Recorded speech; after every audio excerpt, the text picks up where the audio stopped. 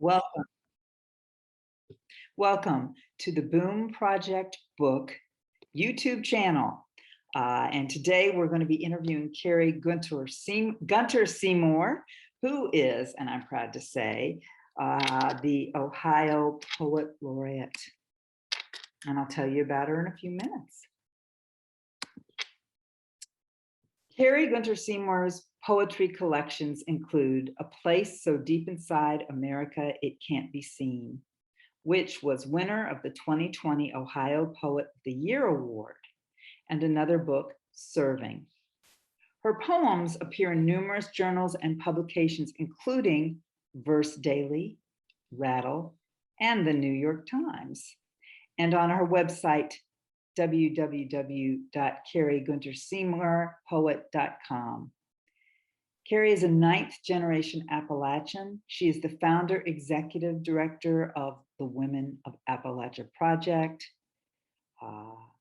and editor of the Women of Appalachia Project anthology series, Women Speak. She is also a recipient of a 2021 Academy of American Poets Laureate Fellowship. And as I said before, she is Poet Laureate of Ohio. And of course, we love Kari because she's also featured in our Boom Project anthology of poetry and prose. This one right here. She has 3 poems in it, Everything Tilts, telling her whole life, and one she'll be reading this to us today, as well as other selections from her recent publications. So Kari, welcome. Thank you so much. I'm so happy to be here with you, Kim. As you said, I thought maybe I would share one from the book. And for those who have not yet purchased this book, you really must. It's amazing. It's truly amazing. The diversity of voices is astounding.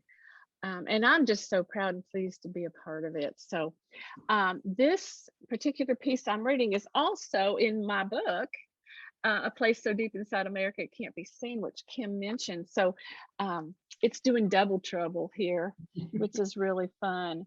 And this one is called Fannie June is Asked What She Remembers About Her Mama. I was maybe 5 years old. A doctor came to the house.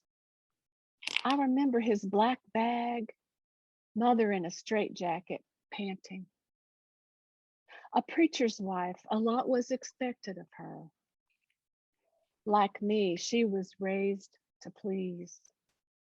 Depending on the meds, she carried out her duties, moved church to church as obliged. Uncle Bub told me as a girl, Mama squirreled away coins, bought chewing gum, gave a piece to a boy at school.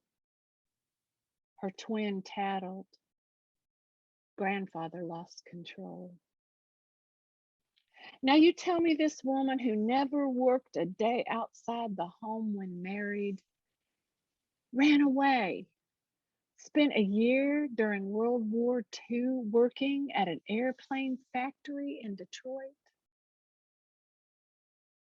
She was born in far western Kentucky, passed when I was 12, given up what was left of herself to the marry soil as we sang, rain dimpling the mound.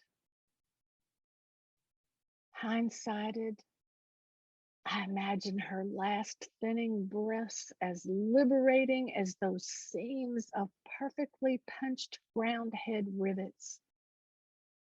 A celebration each time a B-17 rolled off her assembly line. Ooh, would you call that a narrative poem or? Yes, I am definitely a narrative writer. And I'm a 9th generation Appalachian. I can trace my family back to Berkshire, England, and their voyage to America. They landed in Henrico County, Virginia. And so I come from a long line of storytellers. And so poetry is my craft, but I'm still a storyteller at heart. I just use less words to do it, I think. Good. That was a full story. Lovely. Yes, and I will take a moment to mention here that I write very, very strongly from a sense of place, and I was going to talk about that a little bit today, if that might be all right. Good. Oh, very. First of all, I guess hearing you first and as an Appalachian poetry sort of surprised me because I had not associated Ohio with Appalachia previously. Yes, yes, and I thank you for pointing that out.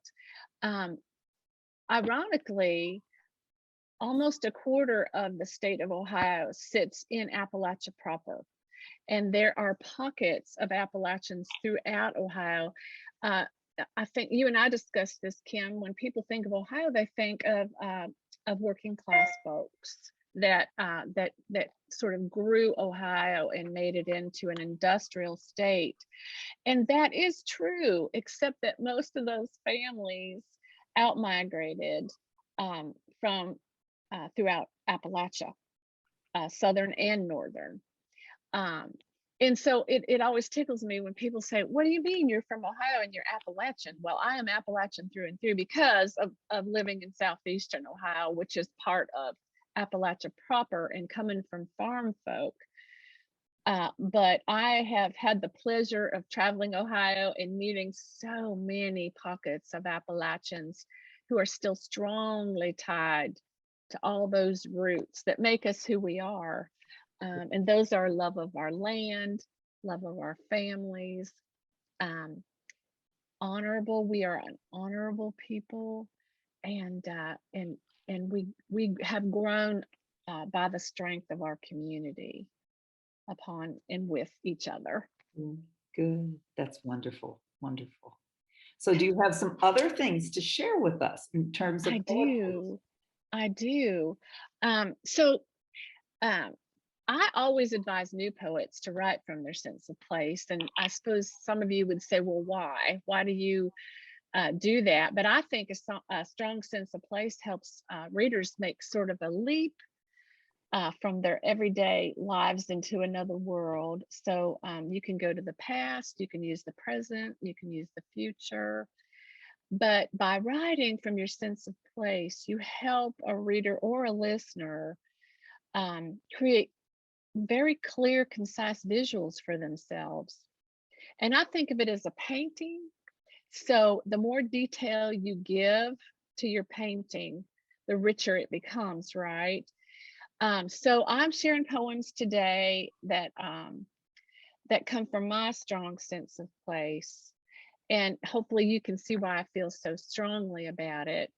Even in the first poem being from my collection, um, I think really brings someone who's not from my part of the country or my culture into my world and allows them to have a little look at it. So here's another one. And, we have to use the same basic devices when we write our poems or our memoir or our stories or write our songs. We want to use rich descriptors. We want everybody to feel all the feels. But I am the mother of a combat veteran. So again, I write from what I know. And this poem is called Saving Sergeant Billings. We did what we could, hid the bottles, drove what was left of him deep into the yawning hollow, built a campfire, drank water from a long-handled gourd, a galvanized bucket. We set up tents for triage, counted his breaths, worried over irregular heartbeats, sweats, persistent vomiting, his jacked up adrenal system. We waited, listened for a canvas zipper in the night, each long, slow pull a call to duty, our legs folding over duct taped camp stools, tucked tight around the fire, his gut-fucked stories stenched in blood and munitions, overpowering the wood smoke's curling carbons. Crows haunched on branches behind our backs, sentinels, silent as we wept. We doused him in creek water, a sharp sheen of moon over our bones, recited communions, sang songs our mothers taught us in the womb, every neighbor dog and coyote within earshot, barking hill to valley. Some people think they don't deserve to be loved. Every story scratched into the dirt and ache. That week, down in the lower 40, we all got born again. It was hard to say who saved who. Whoa. Very moving and evocative and heartbreaking. Yes, very good. And I have some questions for you after your reading. Or maybe I could ask one now briefly. Sure. We're just doing this kind of free form. So when I'm listening to you, and I've heard you read many times now, and sometimes you sing and sometimes you play the ukulele, I think it is. Yeah. Your reading style, I mean, your writing style is gorgeous. I mean, your writing is gorgeous and evocative and full of image and thought-provoking.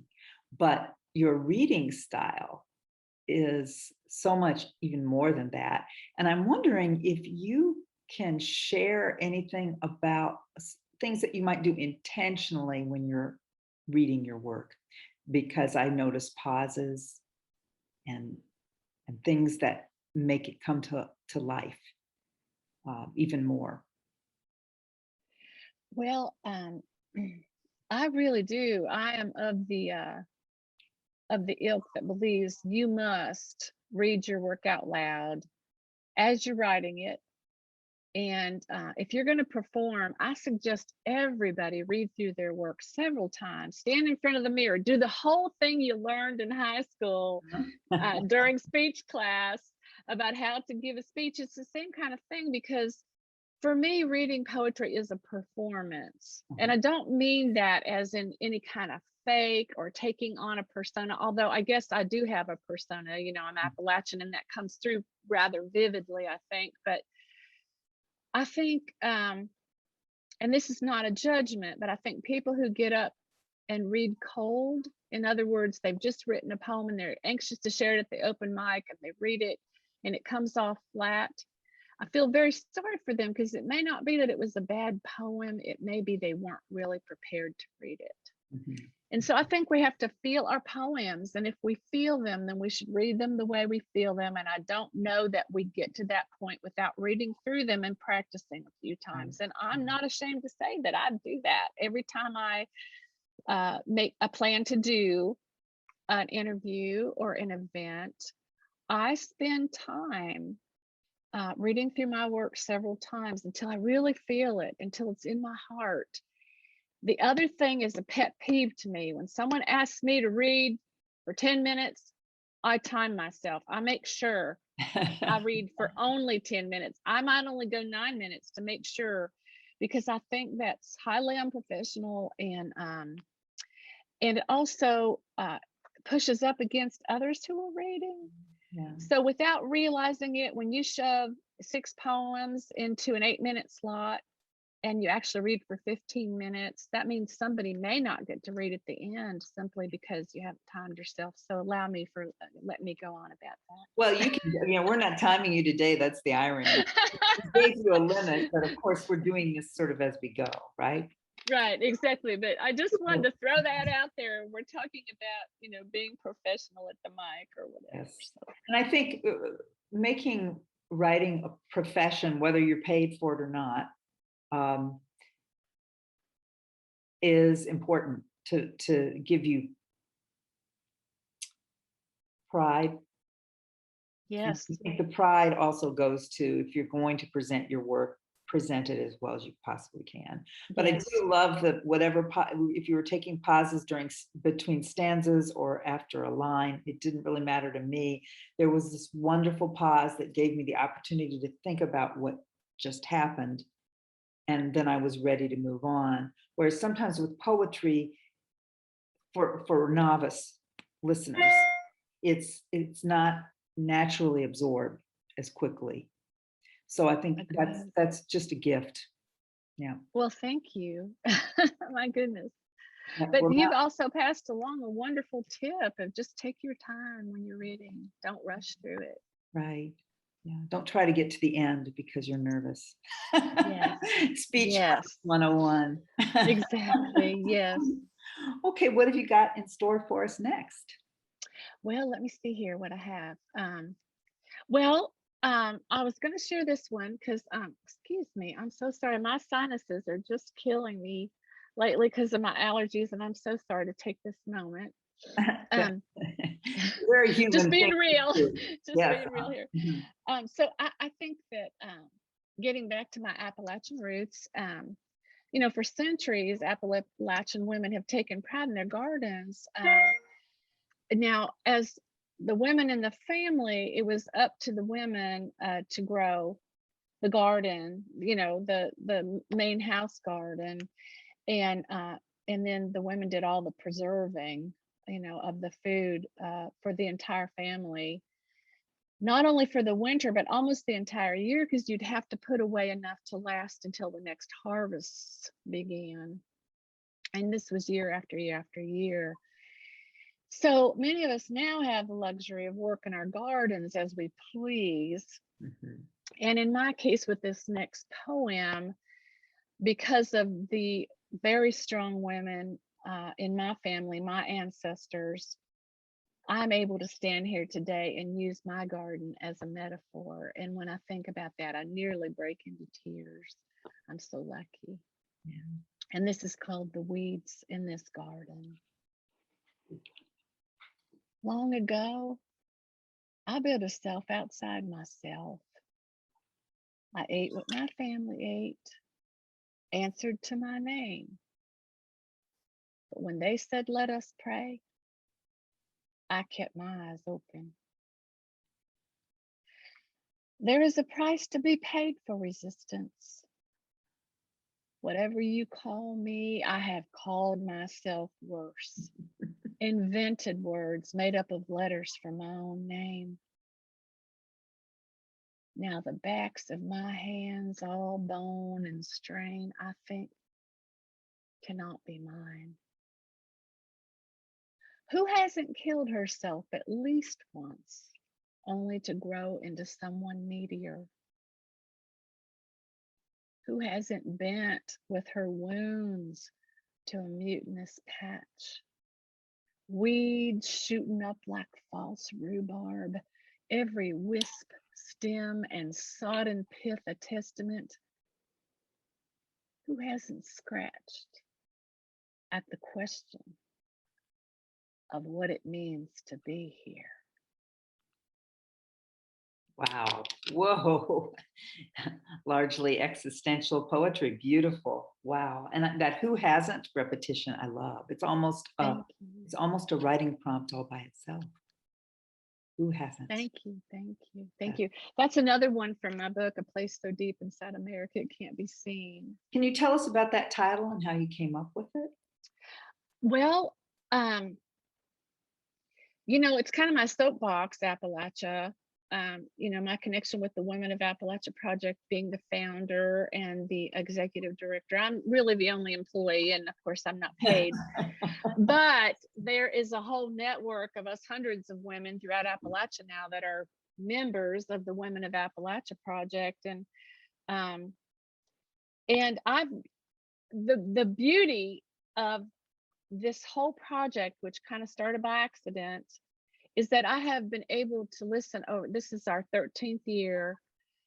All these years, I've heard all these beautiful, beautiful voices and seen all this amazing fine art coming out of all over Appalachia. And I realized that so many people are not seeing it. simply because we are Appalachian, and they don't think in many ways that we're worthy.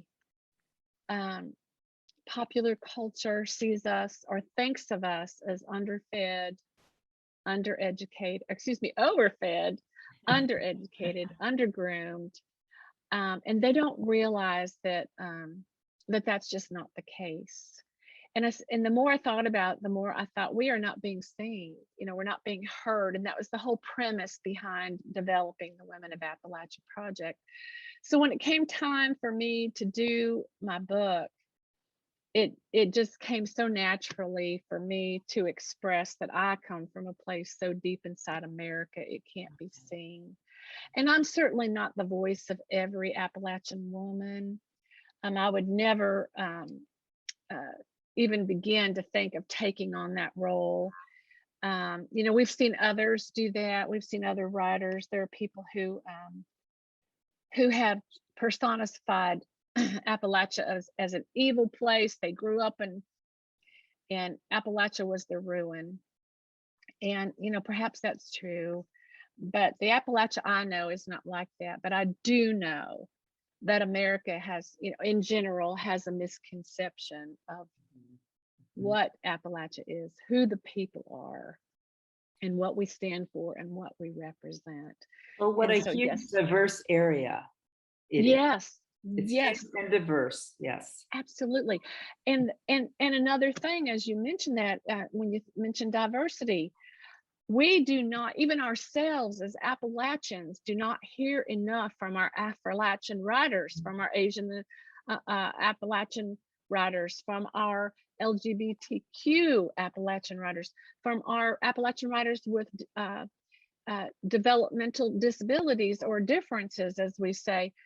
We're not hearing ourselves enough of those voices, and so we as those of us who are starting to get ourselves established somewhat as writers from the area need to remember that and to lift up our fellow writers as well, which is so Appalachian, right? Because that's what we do. We lift up each other.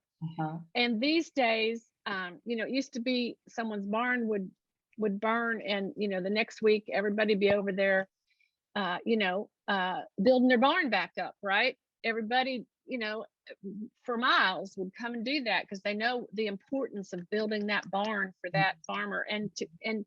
And when one in the community falls, the whole community suffers, right? Yeah. So these days we're not necessarily building barns, but we are definitely busy building each other up, right? I like that. I like that. Okay, wonderful. Terrific. So what do you have next for us?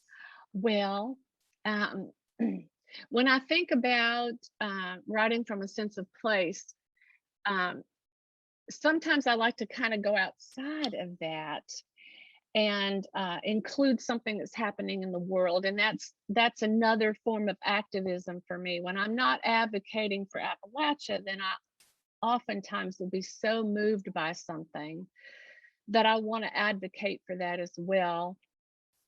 And sometimes I don't even know if I'm qualified to do it, so I try to be very careful of it. But this event was so powerful and meaningful to me that I felt I had to write about it. So I did research it. And I should say a trigger warning. I wrote the poem the day after George Floyd was murdered. And this is called Today I'm Lying in the Fetal Position. I want to scribble lines about the bluebird duo pecking at my morning window, a flap like wrung out hummingbirds, chittering as if the place were on fire. Google tells me bluebirds are at great risk of predation, highly vulnerable even inside their nesting box, which must be fortified just so.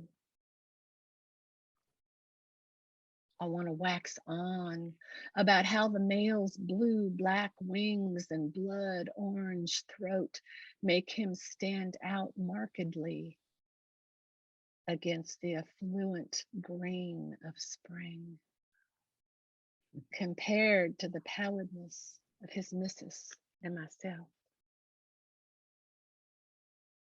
I don't want to write about George Floyd, black and blue, or the shadow that blocked the sky. At his throat, 8 minutes, a pasty pale punk with a badge, kneeling him to death while our man begs, please, officer, I can't breathe. The release of his final fluids, crawling the cold concrete in the shape of River Jordan, while bystanders record videos and beg, please, bro, you're killing him.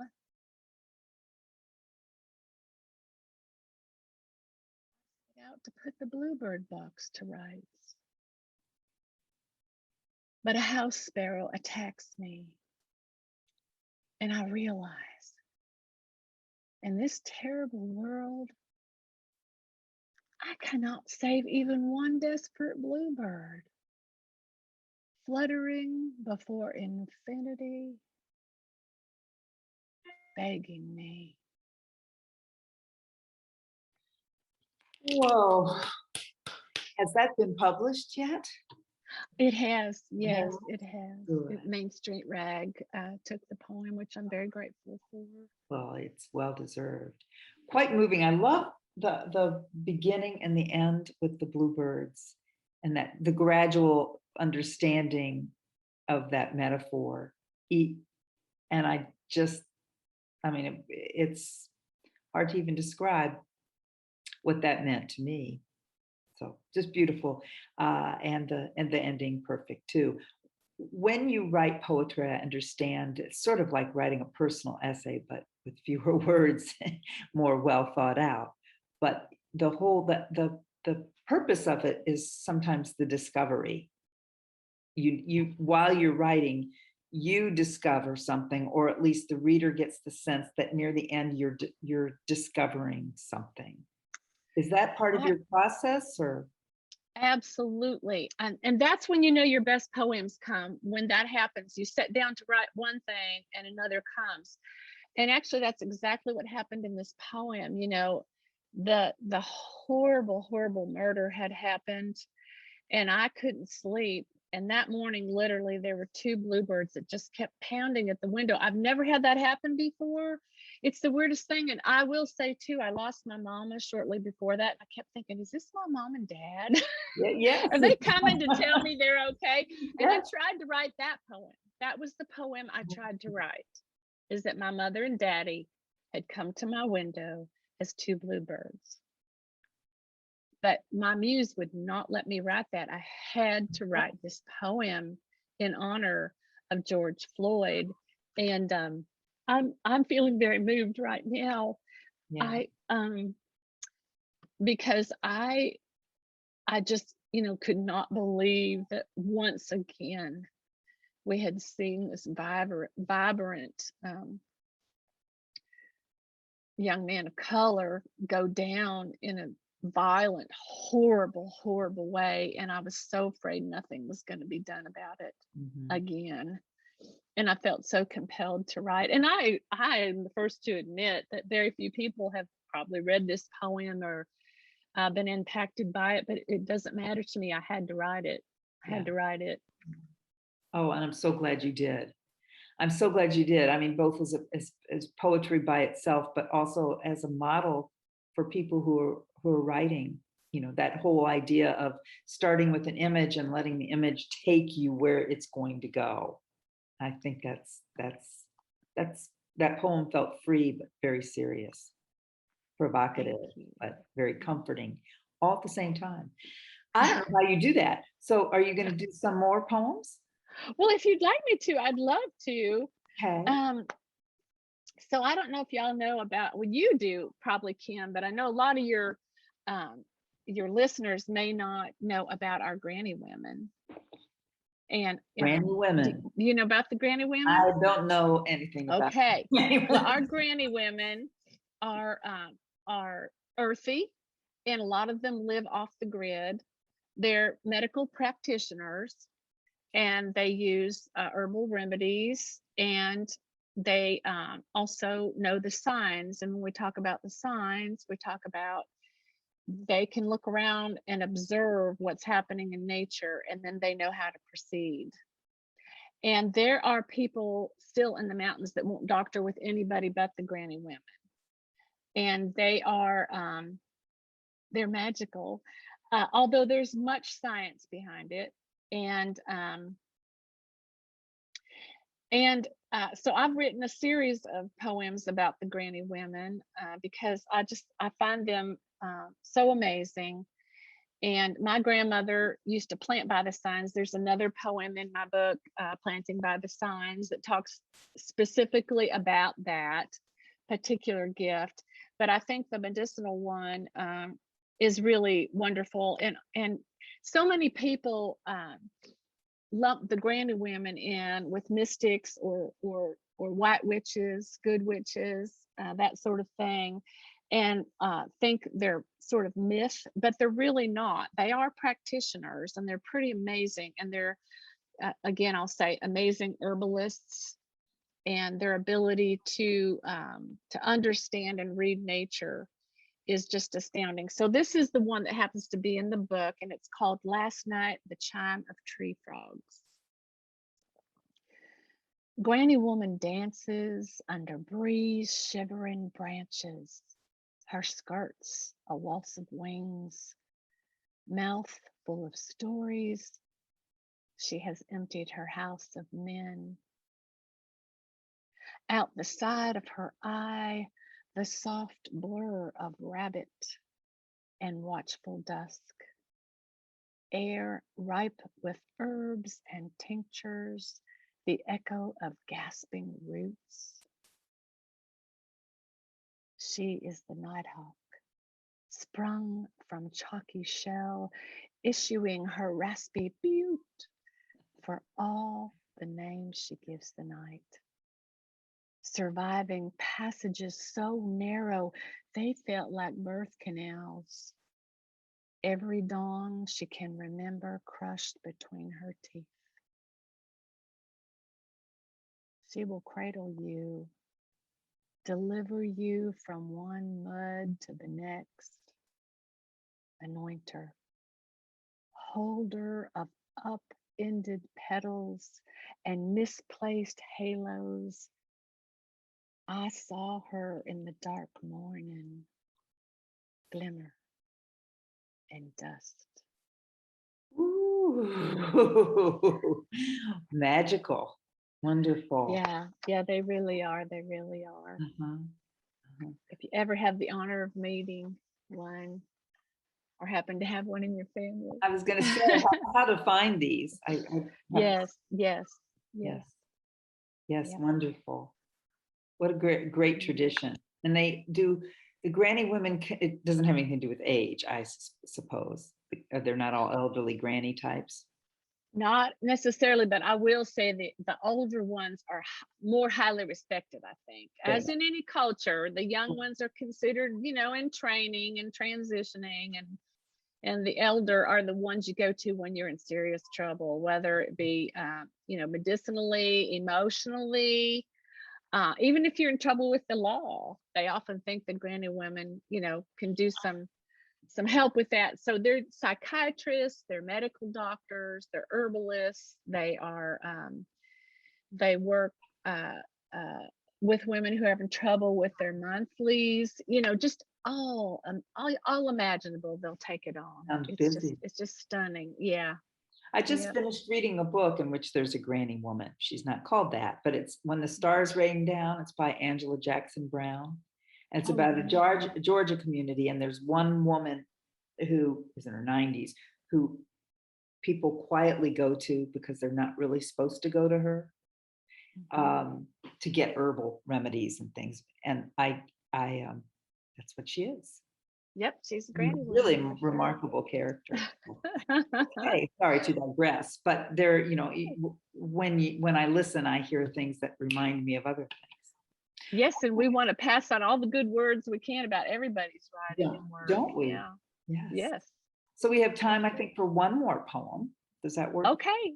Okay. Oh, sure. I'd love to. I'm loving this. This is wonderful. I love Fun. to share my work, and I love talking with you. And I want to thank you again, Kim. Um, you mentioned singing. So when I come from my sense of place, you know, music is very important to Appalachians. And I know you've heard this poem before, Kim, but I'm thinking maybe your listeners have not. And I also like to write about strong women because if there's another thing that I'm extremely proud of being an Appalachian, and I've mentioned this before today, that it's the strength of our women. It's amazing what our women have been through and survived and bore children and fed them and continue to put up with um, uh, men who were feisty and a handful and still finding love everywhere they looked. And so this is called Perfect Pitch. I rode middle school bound in the back seat of Fannie June station wagon. Listen to her and her sister sing Jolene, trading verses, harmonizing on the chorus. I'm begging of you, please don't take my man. A few years later, it was 9 to 5. They were fired up, and it was Dolly's doing. This was rural Ohio, the bottom lip of northern Appalachia, right shy of Perry Como country.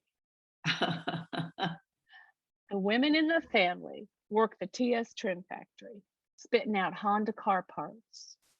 Started out on the assembly line, worked their way up to paint, then detailing, then welding. The physical labor made their bodies strong, their future bright. And like Dolly, they weren't taking any shit. They learned early on about picket lines and strikes, how important it was to organize and vote. Brave women in the workforce, determined to see their daughters inside college classrooms, the hell out of Factory Row. I didn't know then I was under the wing of a feminist taking back her power. Like Dolly, Fannie June would never use that word, no matter how much she embodied it. She was proud to hang up her welder's helmet end of shift, pick up her paycheck, sing in the front seat of a station wagon with women she loved. Ooh, wonderful. So now there's full circle. Our first poem was about Fannie June, and I've ended with a poem about Fannie June. So an example of a very strong woman who was raised by a mother who had a very difficult time of it, but Fannie June was able to, in the next generation, beat that and rise and become strong and help others. That's wonderful. Fannie June, now, this is a real person. Well, my step grandmother's name was Fannie, and my birthday's in June. So the character in my book, Fannie June, is made up of my step grandmother, who I love desperately. She was just a wonderful, wonderful woman, hardworking and beautiful inside and out. And I think a little of myself in trying to, you know, pick up the cross and carry on. That's wonderful to know. It really is. I love it. Yeah. Thank you. So everything's been, enjoyed every one of these, and I'm sure that the people who tune into our YouTube channel, the Boom Project Book, will as well. But first, I want to thank you first for being willing to take your time to read to us. And I want you to tell everyone where they can get your books and anything else you want to tell them as a close. Well, thank you, Kim. You can purchase A Place So Deep Inside America It Can't Be Seen from Sheila Nagig Editions. You can Google that and find that pretty easily. And then, of course, it's available through Ingram and also Barnes and Noble. A lot of the local bookstores also carry it. As a last resort, you can find it on Amazon. I Yeah, like I that. really, yeah, I really, really want us to hold up our small presses and all of our small Yes, small bookstores that are bookstores. trying to hold on through this pandemic. The other book that I have is called Serving. This is a chapbook, and this is the poems concerning my being a military mother, and and uh, so these are pretty heartfelt and maybe not for everyone, but I shared a little of that reading with you today, I think, and it was the second poem I shared with you concerning what it's like to be a member of a military family. And this one is available through Crisis Chronicles Press out of Cleveland, Ohio. Um, and I know it's in a lot of the bookstores in Columbus, and again, Amazon. so so they can be pretty easily found in several places, I guess I Good. should say. And if Excellent. you're ever my way in Athens, Ohio, my local bookstore, Little Professor, carries them both, which I'm so pleased and proud of. And it's a charming college town. Yes, it is. Yes, it's just Yes, lovely. it is. So yes, thank you, Kari. You can also buy the Boom Project book on those online venues as well. Also through butlerbooks.com or through the boomproject.com, which is the website for our book. You can read more about it on our website. So we'll look forward to posting, well, we're going to post this, as you know, as people know by now, on YouTube. And I think I hope that everyone today enjoyed Kari's poetry and her reading style as much as I did, and that we're all thinking about a sense of place as we end this. So thank you so much, Kari, for being here, and for anybody else who watches our YouTube channel. We're really grateful. Thank you, Kim. Mhm. My very best to you and to Bonnie as well. Oh, yes. Thank you. Thank you.